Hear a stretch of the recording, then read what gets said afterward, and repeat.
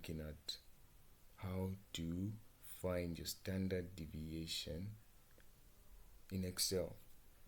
So to find the standard deviation, with me here I've got a data set.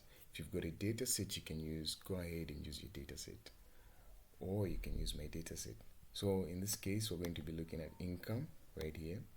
So to find the standard deviation of this income, it's going to be equal to STD EV.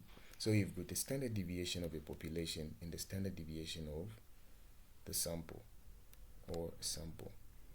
So in this case, this is our population. So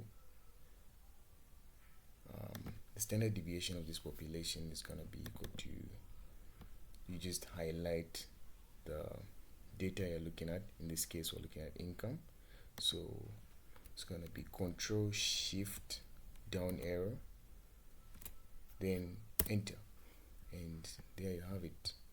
That's your standard deviation of a population. So